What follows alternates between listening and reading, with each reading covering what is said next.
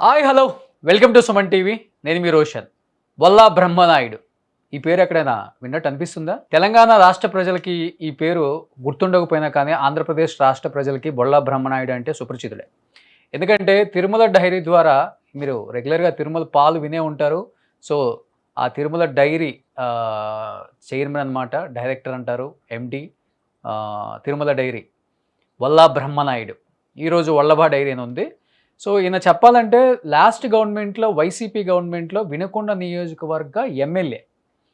మీరు చూసే ఉంటారు ఎప్పుడూ కూడా వైట్ అండ్ వైట్‌లో రాజశేఖర రెడ్డి గారి వస్త్రాధరణలో అందరికీ ఆయన కనిపిస్తూ ఉంటారనమాట. అదొక్కటే ఐడెంటిటీ ఆయన. బొల్లా బ్రహ్మనాయుడు ఎలా ఉంటారు అంటే ఇదే ఐడెంటిటీ. సో ఈరోజు త్రిబుల్ ఆర్ ఏసుకుంటున్నారు. తెలంగాణలో మన బట్టి గారు ఏసుకుంటారు. బట్ ఆంధ్రాలో ఆ గవర్నమెంట్‌లో మాత్రం కేవలం బొల్లా బ్రహ్మనాయుడు మాత్రమే ఆ వైట్ అండ్ వైట్ పంచె కట్టుకునేవాళ్ళు. ఆ వ్యక్తి మీద రకరకాల ఆరోపణలు లాస్ట్ గవర్నమెంట్‌లో కూడా చాలానే వచ్చాయి. ఎలాంటివి వచ్చాయంటే ల్యాండ్ గ్రాబింగ్. ఎక్కువ భూమి ఎక్కడైనా కనపడితే ఆయన కారు అక్కడే ఆగిపోతుందంట. దోచేసుకుందామని మైండ్‌లోకి వచ్చేస్తుందంట. రకరకాల ఆరోపణలు వచ్చినప్పటికీ గవర్నమెంట్ ఉంది కాబట్టి గవర్నమెంట్‌ని అడ్డం పెట్టుకొని, నాయకులను అడ్డం పెట్టుకొని వినుకొండ కాదు బ్రహ్మకొండ అనేలా మొత్తం దోచేసుకున్నారనే ఆరోపణలు ఉన్నప్పటికీ లాస్ట్ గవర్నమెంట్‌లో నేను అక్కడ ఆపోజిట్ టీడీపీ ఎమ్మెల్యే జీవి ఆంజనేయులు ఇంటర్వ్యూ చేసినప్పుడు అడిగినప్పుడు కూడా వినకొండలో కొండ తప్పితే మిగతా మొత్తం దోచేసుకున్నారనే ఆరోపణలు ఉన్నా కానీ ఎందుకు మీరు యాక్షన్ తీసుకోవట్లేదు, ఎప్పుడు యాక్షన్ తీసుకుంటున్నారని అడిగినప్పుడు కూడా డెఫినెట్గా దొంగ బయటకు వస్తాడు, బయటకు వచ్చిన రోజు అన్నీ కక్కిస్తామని ఆయన కూడా మాట్లాడారు. కానీ దొంగ బయటపడింది ఆంధ్రాలో కాదు, తెలంగాణలో. దాదాపు గండిపేటలో 10 ఎకరాల భూమి 1500 కోట్ల భూమిని దోచేసుకుందామని చెప్పి రకరకాల జీవోలతో రకరకాల ఐఏఎస్ ఫోర్జరీ సంతకాలతో మొత్తం దోచేసుకుందామన్న భాగోతం అంతా బయటపడింది. సో ఈ బయటపడిన తర్వాత ఎక్కడో కాంచీపురంలో దాక్కున్న ఈ బొల్లా బ్రహ్మనాయుడిని హైదరాబాద్ పోలీసులు తీసుకొచ్చి అరెస్ట్ చేసి కటకటాలు వెనుకున్నారు. అసలు ఈ వయసులో కటకటాలు వెనుకున్నదే నిజంగా ఆయనకి మరి లోపల నిద్ర పడుతుందో తెలియదు కానీ ఆయన కొడుకు మాట్లాడుతుంటే నిజంగా ఆశ్చర్యంగా ఉంది. ఆయన కొడుక్కి వైఎస్ జగన్మోహన్ రెడ్డి భరోసా ఇస్తున్నాడు. ఏమని ఇస్తున్నాడు? దోచేసుకున్నది పక్కన పెడితే మేము ఉన్నాము పార్టీకి, పార్టీ అంతా మీకు అండగా ఉంటుంది, పార్టీ ఎప్పుడు మీతో పాటు నడుస్తుంది, ధైర్యంగా ఉండండి, నాన్నకు కూడా జైల్లో ధైర్యంగా ఉండమని చెప్పని చెప్తున్నారు. ఆయన చెప్తున్నాడు, గిరి అతని పేరు, వాళ్ళ కొడుకు పేరు. ఏమని చెప్తున్నాడంటే మీరున్నారన్న ఒక భరోసా చాలన్నా, అంటే ఇంకా ఆయన ఏ విధంగా చెప్తున్నాడంటే ఒక భరోసా ఇవ్వండి, ప్రపంచాన్నే దోచేస్తామన్న భరోసాతో చెప్తున్నాడు ఇతను కూడా. అందరూ ఉన్నారు మాతో పాటు, నాన్న రకరకాల స్టేషన్లు తిప్పి తిప్పి నిన్న 500 మంది వచ్చారు మన ఆంధ్రా నుంచి కూడా, వాళ్ళు బాధితులు కొంపదీసి వినకుండా బాధితులు కావచ్చు, సిగ్గుపడాలి. అరే ఆంధ్ర తెలంగాణ విడిపోయిన తర్వాత చిన్న చిన్న రాష్ట్రాలు ఎటువంటి చిన్న తప్పు చేసినా ఈజీగా దొరికిపోతున్నారు, ఎకరం కబ్జా పెట్టినా దొరికిపోతున్నారు. అభివృద్ధి లేని రాష్ట్రం, అందులో ముఖ్యంగా పల్నాడు జిల్లాలో, ఒకప్పుడు గుంటూరు జిల్లా, ఇప్పుడు పల్నాడు జిల్లాలో వినుకొండ అనే నియోజకవర్గం చాలా లాస్ట్లో ఉంటుంది. ఇంకా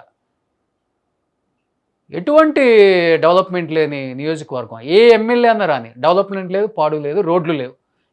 ఎప్పుడన్నా అడుగు, ఇదిగో వేస్తున్నావు అదిగో వేస్తున్నావు, ఫండ్స్ లేవు. బొల్లాపల్లి మండలం చాలా పెద్ద మండలం, పల్నాడు జిల్లాలో 39 గ్రామాలు ఉన్నాయి. అలాంటి మండలానికి ఈ రోజుకి కూడా రోడ్ లేదు. నేను ఇదే విషయం మీద బొల్లా బ్రహ్మనాయుడిని చాలా టైమ్స్ అడిగాను నేను.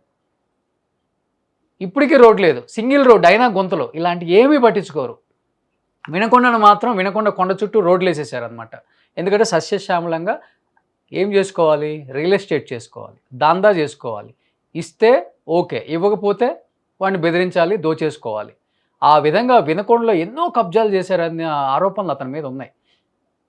సో ఇదే ఆరోపణల మీద మాట్లాడటానికి, ఈ ఆరోపణలో నిజమేంతో వాళ్ళకి మాత్రమే తెలుస్తుంది కాబట్టి లోకల్ నాయకులకి, వినకొండ మాజీ ఎమ్మెల్యే మక్కెన్ మల్లికార్జున మనతో పాటు ఆన్లైన్లో సిద్ధంగా ఉన్నారు మాట్లాడటానికి. నమస్తే మక్కెన్ మల్లికార్జున గారు. నమస్కారం అండి. చూస్తున్నాం ఆంధ్రప్రదేశ్ అంటే అభివృద్ధి ఏమో పక్కన పెడితే కానీ నాయకులు దోచేసుకోవడం మాత్రం రికార్డులు దాటిపోతున్నారని చెప్పుకోవచ్చు. నిజంగా మీ ఆంధ్రప్రదేశ్ వినుకొండలో దొరుకుతారనుకున్న బ్రహ్మనాయుడు ఈరోజు హైదరాబాద్లో ఉన్న ఒక 1500 కోట్ల ల్యాండ్ కబ్జాలో దొరికారు. ఏం మాట్లాడతారు ఫస్ట్ దాని మీద మీరు? ఇప్పుడు మా వినుకొండ ప్రజలందరికీ ఇది సిగ్గుచేటండి. మహానుభావుడు పులుపుల వెంకట శివయ్య గారు లాంటి దేశభక్తుడు ఆ రోజున మాకు ఎమ్మెల్యేగా 2 పర్యాయాలు చేశారు. తర్వాత భవనం జయప్రద గారు చేశారు. ఈ విధంగా మేమందరం నాతో సహా 10 మంది ఎమ్మెల్యేలు చేస్తే ఏ రోజు కూడా మా మీద ఎలాంటి అవినీతి ఆరోపణలు లేవు, అవినీతి కేసులు లేవు. కానీ ఈ బ్రహ్మనాయుడు గారు చేసినటువంటి 5 సంవత్సరాల్లోనే ఎన్నో అవినీతి ఆరోపణలు, ఎన్నో అక్రమాలు, ఎన్నో దౌర్జన్యాలు ప్రజలందరికీ తెలుసండి. ఇప్పుడు చూసినట్లయితే వినుకొండ ప్రాంతంలోనే ఇక్కడే కొండమిటి పాపం వీసీ నరసింహారెడ్డి అనే ఒక పెద్ద మనిషి ఉంటే ఆయన 10 ఎకరాల భూమిని లాక్కొని ఈ రోజున అది ఎకరం 5,50,00,00,000 విలువ గల ఆస్తిని దౌర్జన్యంగా రిజిస్ట్రేషన్ చేయించుకుంటే ఆయన ఆ దిగులుతో చనిపోయాడు. ఆ తర్వాత అమరా కాలేజీ అని మా పక్కనే ఉంటుంది వినుకొండ నర్సాపేట మధ్యలో. దాన్ని కూడా ఒక వైశ్య సోదరుడు ఆక్షన్కి వస్తే ఎవరిని ఆక్షన్ లో పాల్గొనకుండా 50,00,00,000 ఆస్తిని 15,00,00,000 పాడుకుంటే అతను ఉరేసుకొని చనిపోయాడు. అదే విధంగా వినుకొండ పక్కనే ఇతను ఒక భూమిని కొని పక్కనే ఉన్నటువంటి ఫెడ్రిక్ అనే ఒక ఎస్సీ సోదరుడి భూమిని కూడా లాక్కొని ఫెన్సింగ్ చేసుకున్నారు. అది ఈ మధ్య కాలంలో రీసర్వేలో తేలటం జరిగింది. అదే విధంగా ముస్లిం సోదరులు ఎవరి అన్న కానివ్వండి, తను కన్ను పడితే ఎక్కడైతే చౌకగా ఉంటుందో దాన్ని కొనుగోలు చేయటం, ఆ పక్కన ఉన్నటువంటి భూములు ఆక్రమించుకోవటం, అక్కడ ఉన్నటువంటి రెవెన్యూ వారిని మభ్యపెట్టి వాటిని ఆన్లైన్ చేయించుకోవటం, ఇది ఒక పెద్ద ప్రక్రియ అనేది గత 5 సంవత్సరాల్లో ఆయన నడిపాడు. అన్నిటికి మించి వీటన్నిటితో పాటు దౌర్జన్యంగా ఒక రైతుని చెప్పు తీసుకొని కొట్టబోయి త్రీనాడు శవనేసి నరేంద్ర అనే రైతుని 15 రోజుల పాటు జైల్లో ఉంచినటువంటి సంఘటనని ఈ రాష్ట్ర ప్రజలెవరూ మర్చిపోరు, వినుకొండ నియోజకవర్గ ప్రజలెవరూ మర్చిపోరు. ఎంత ఆశ్చర్యం అంటే అండి, ఇప్పుడు అన్ని వెలుగులోకి వస్తా ఉన్నాయి. అతను జీవితం మొత్తం కూడా అన్ని అబద్ధాల పుట్ట. కర్మ ఏందంటే ఒక వైసీపీలో అలాంటి వ్యక్తులతో కూడా మేము పనిచేయడం జరిగింది. దానికి చాలా బాధపడతా ఉన్నాం. అడగాలనుకుంటున్నాను మక్కిన మల్లికార్జున గారు, మీరు కాంగ్రెస్ పార్టీలో రాజశేఖర రెడ్డి గారి హయాంలో వినుకొండ ఎమ్మెల్యే, తర్వాత ఆయన కొడుకుతో పాటు మీరు కూడా ప్రయాణం చేద్దామని వైసీపీలోకి వచ్చారు. సో కొన్ని అనియమిత కారణాల వల్ల లేకపోతే ఫైనాన్షియల్ ప్రాబ్లమ్స్ వల్ల మీకు సీట్ రాలేదు. బొల్లా బ్రహ్మనాయుడికి సీట్ వచ్చింది. మిమ్మల్ని సపోర్ట్ చేయమన్నారు. గవర్నమెంట్ వస్తే మీకు ఒక ఏదో ఒక పదవి ఇస్తా అని చెప్పారు. ఇదే బొల్లా బ్రహ్మనాయుడితో మీరు 5 సంవత్సరాలు కలిసి నడిచారు. ఆ రోజు ఆయన అవినీతి మీ కంటికి కనిపించలేదా? కనిపించినా కానీ కళ్ళు మూసుకొని పోయినాయా? లేకపోతే కళ్ళు మూసుకున్నా కానీ ఎందుకు అంటే భయపడ్డారా? భయపిచ్చారా? ఏమి అనేక సందర్భాల్లో మేము ఆనాటి ముఖ్యమంత్రి జగన్మోహన్ రెడ్డి గారికి చెప్పడం జరిగింది, సజ్జల రామకృష్ణారెడ్డి గారికి చెప్పడం జరిగింది. ఈ విధంగా నరసింహారెడ్డి గారి భూములు, అమరా భూములు కబ్జాలు చేస్తున్నారండి, ఈ విధంగా రైతులు చెప్పు తీసుకొని కొట్టబోతున్నాడు, దీన్ని మేము ఖండిస్తా ఉన్నాం, మీరు కూడా అతను సరిచేయండి అని అంటే చెవిటివాని ముందు శంఖం ఊదినట్లు ఏమీ స్పందించలా. ఆ స్పందించలేదు కాబట్టి మేము కూడా డిఫర్ అయ్యి మేము కూడా పార్టీ మారి ఇతన్ని ఓటమిలో కీలక పాత్ర వహించాల్సి వచ్చింది. ఈ రోజున ఇంకొక విషయం రోషన్ గారు, ఎంత విచిత్రమైన విషయం అంటే ఇప్పుడే బయటకు వస్తున్నాయి. ఈ రోజు వినుకొండలో అతను ఉన్నటువంటి ఇల్లు మొన్ననే గ్రామ కంఠంలో ఉందండి. అది దాన్ని మున్సిపాలిటీ వారితో తీస్తే అది గ్రామ కంఠంలో అతను కట్టుకున్నటువంటి ఇల్లు, అది దౌర్జన్యపూర్తిగానే వచ్చింది. అదే విధంగా నర్సరాపేటలో అతను ఉన్నటువంటి ఇంటిని కూడా ఇప్పుడిప్పుడే బయటకు వస్తా ఉన్నాయి. ఒక బ్రాహ్మణులను బెదిరించి, పాపం ఒక పేద బ్రాహ్మణులు బెదిరించి రిజిస్ట్రేషన్ చేయించుకొని కట్టుకున్నటువంటి వాస్తవాన్ని ఇప్పుడే ప్రజలు బయటికి తెస్తా ఉన్నారు. ఎందుకంటే కొంతకాలం కొంతమంది భయంతో నిజాలు బయటికి రానిలేదు. ఈ రోజైతే ఒక్కొక్కటి బయటకు వస్తా ఉన్నాయి. ఆయన శక్తి ఏంటి? ఆయన వెనకుండి నడిపించే వ్యక్తులు ఎవరు? ఎందుకు ఆయన అంత తలపొగరు ఎందుకు అసలు ఆయనకి? అంటే ఏముంది ఆయనకి? రౌడీయిజం చేయగలడా? గుండాయిజం చేస్తారా ఏంటి అసలుకి? తన మొదటి నుంచి నిరక్షరాస్యుడు అండి, అహంకారంతో పెరిగినటువంటి వ్యక్తి. ఆ పాల వ్యాపారంలో కూడా అహంకారపూరితంగా, మోసపూరితంగా తన పార్ట్నర్లందరినీ కూడా మోసం చేసి పైకి వచ్చినటువంటి వ్యక్తి. సరే, అతని జీవిత నేపథ్యం మొట్టమొదటి నుంచి కూడా సినిమా డబ్బాలు తీసుకొని గ్రామాల్లో వేసుకునేటటువంటి వ్యక్తి, లారీ క్లీనర్ గా, లారీ డ్రైవర్ గా పనిచేసినటువంటి వ్యక్తి, అంచెలంచెలుగా దౌర్జన్యపూరితంగా బయటకు వచ్చినటువంటి వ్యక్తి. అదృష్టం వరించింది, ఎమ్మెల్యే అయ్యాడు. ఎమ్మెల్యే అయిన తర్వాత 60 సంవత్సరాల వయసు దాటిన తర్వాత ఎమ్మెల్యే అయినటువంటి వ్యక్తి ఆయన పరిణితితో పనిచేస్తాడనుకుంటే ఆ బుద్ధి మారలేదు.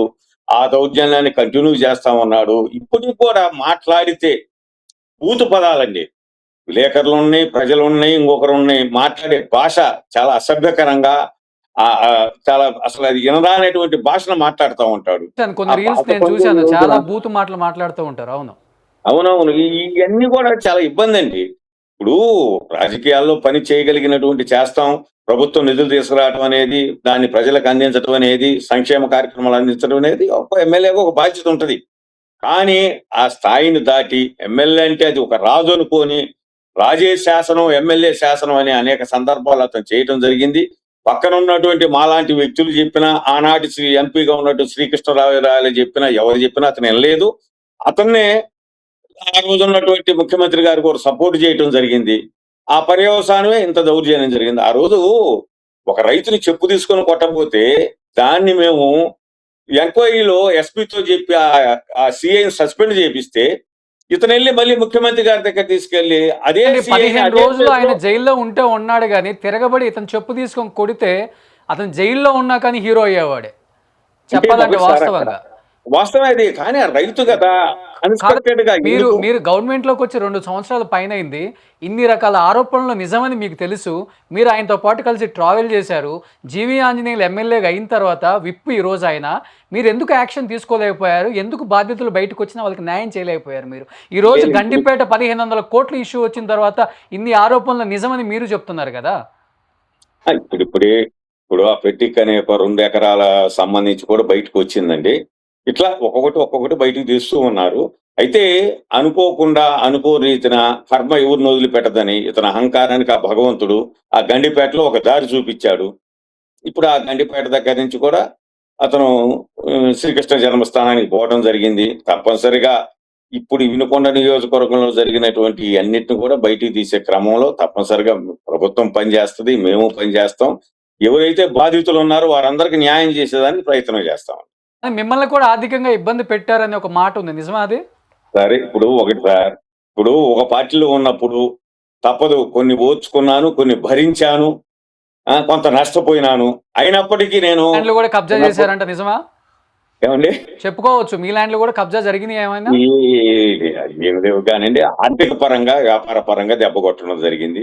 అయినప్పటికీ మేము ఇయన్నీ తీసుకెళ్ళి ఆనాటి నాయకుడిగా ఉన్నటువంటి జగన్మోహన్ రెడ్డి గారికి చెప్పడం జరిగింది. ఆయన అయోధ్య రామిరెడ్డి గారికి చెప్పారు. ఆ అయోధ్య రామిరెడ్డి గారు ఎన్ని సార్లు చెప్పినా ఆయన స్పందించలేదు. సరే కాలమే దీనికి పరిష్కారం చేస్తని వెయిట్ చేయడం జరిగింది. ఆ సమయం వచ్చింది. ఆ సమయంలో ఇతన్ని రాజకీయంగా ఖచ్చితంగా సమాధి చేయాలని ఒక ఆలోచనతో నేను పార్టీ మారటం జరిగింది. ఈ నియోజకవర్గంలో ఎన్నడూ ఎవరికి రానటువంటి ఘోర పరాభవాన్ని అత్యధిక మెజార్టీతో అతను ఓడించడం జరిగింది. ఆ తదుపరి ఇప్పుడు ఎవరి పనులను వాళ్ళు చేసుకుంటా ఉన్నాం. కానీ ఇప్పుడు చూడండి పాపం అనేది పండేటప్పుడు ఏ విధంగా వస్తుందనేది ఈ రాష్ట్రం నుంచి పక్క రాష్ట్రానికి వెళ్ళి అక్కడ పోయి 1500 కోట్ల రూపాయల ఇది చేయడం జరిగింది. ఇంక దాన్ని దొరికాడు. దొరికినప్పుడు అన్ని కూడా బయటకు వస్తా ఉన్నాయండి. ఉన్న వాస్తవాలు ఉండి నిజాలండి. అయితే ఇప్పుడు కూడా బాధాకరం ఏందంటే ఇంత భూ కబ్జా జరిగినా ఇది మా పార్టీ అనో పార్టీ వెనకేసుకు రావడం అనేది దురదృష్టకరం.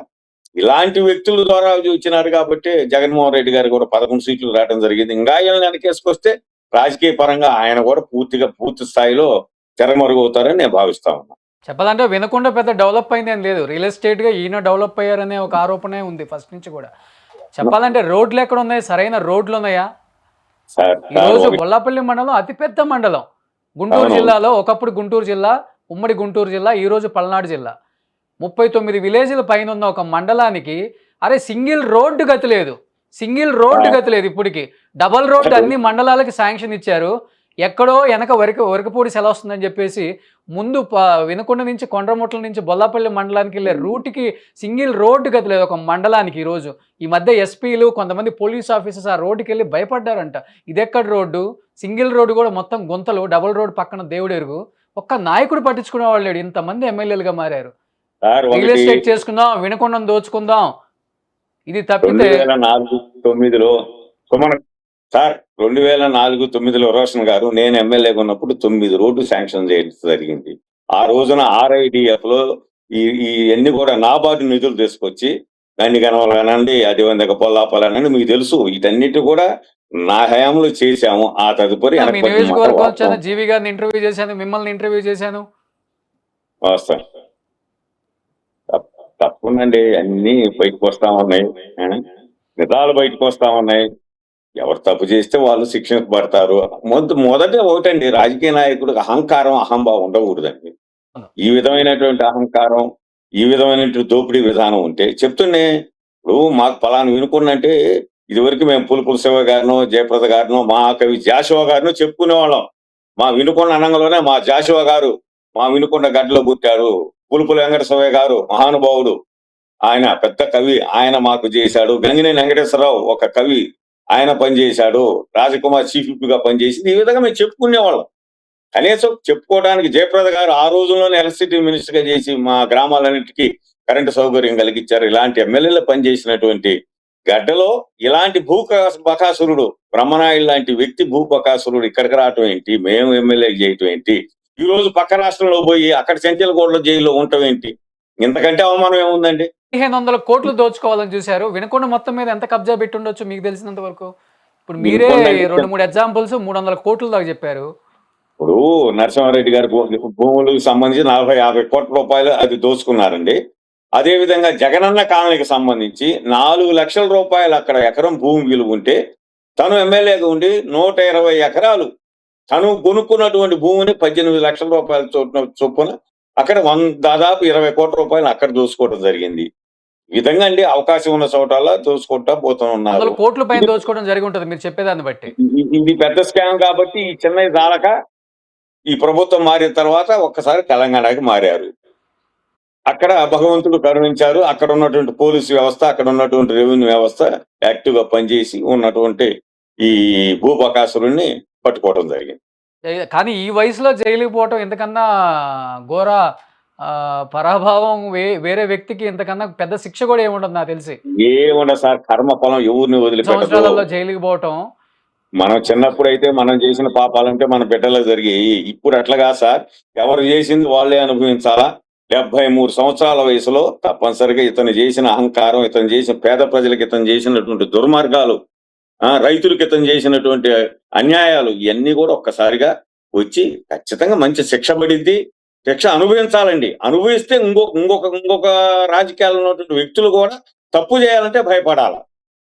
ఈ విధమైనటువంటి ఇది న్యాయమైన శిక్ష పడిందని మేము అందరం భావిస్తాము. సో ఇప్పుడున్న ఎమ్మెల్యే కావచ్చు, మీరు కావచ్చు, చాలా ఫ్రెండ్లీగా నియోజకవర్గ అభివృద్ధికి ముందుకెళ్తున్నారని మేమందరం అనుకుంటున్నాం. అదేవిధంగా ముందుకెళ్ళాలని, తీసుకెళ్లాలని, అంటే ఇది మళ్ళీ మళ్ళీ జరగకుండా చూడాలని, అన్యాయం అయిపోయిన వాళ్ళకి న్యాయం మాత్రం చేయాలని మనస్ఫూర్తిగా కోరుకుంటున్నాను మక్కిన గారు. తప్పకుండా సార్, ఎంతో తప్పకుండా. మంది, నిజంగా ఎంతో మంది, మీరు చెప్పింది కొన్ని పేర్లే కానీ చాలా పెద్ద లిస్టే వచ్చింది మాకు. ఎంతో అవునా? మంది కొన్ని మండలాలు అయితే దోచేసుకున్నారు. వినకొండ టౌన్ అయితే మొత్తానికే దోచేసుకున్నారనే ఆరోపణలే అన్నారు. ఆరోపణలు నిజమని ఈరోజు బయటకు వస్తున్నాయి కాబట్టి వాళ్ళందరికీ కూడా మేము సపోర్ట్గా ఉంటాం. ఎవరైనా ఉంటే కూడా కాంటాక్ట్ అవ్వచ్చు. డెఫినెట్గా విక్టిమ్స్ ఎవరున్నా కానీ మేము అందరం కూడా సపోర్ట్ చేస్తాం. ఇప్పుడున్న గవర్నమెంట్ ఇలాంటి వాళ్ళని ఎంకరేజ్ చేయొద్దు. డెఫినెట్గా మీ గవర్నమెంట్లో వీళ్ళ మీద యాక్షన్ తీసుకుని ఉంటే ఈరోజు తెలంగాణ గవర్నమెంట్ యాక్షన్ తీసుకున్న తర్వాత ఆయన మొత్తం బయటకు వచ్చేవి కదా. అసలు నిజంగా చెప్పాలంటే ఆ రోజు మనమే చేసి ఉంటే ఈరోజు తెలంగాణ గవర్నమెంట్లో ఉన్న ఇలాంటి ఆరోపణలు కూడా నిజమే అని చెప్పి బయటకు వచ్చాయి. బట్ చాలామంది ఎమ్మెల్యేలు దోచుకోవటమే వాళ్ళ ధ్యేయంగా పెట్టుకున్నారు కాబట్టి లాస్ట్ గవర్నమెంట్లో అలాంటి వాళ్ళని శిక్షించాలి, బయటికి తీసుకురావాలి, ప్రజలకు న్యాయం జరగాలి. సో విక్టిమ్స్ అందరూ కూడా ఎదురు చూస్తున్నారు ఈ గవర్నమెంట్లో. వాళ్ళందరికీ న్యాయం జరిగేలా చూస్తారని మనస్ఫూర్తిగా నమ్ముతున్నాను. థ్యాంక్ యూ సో మచ్ మకెన్ గారు. Thank you sir.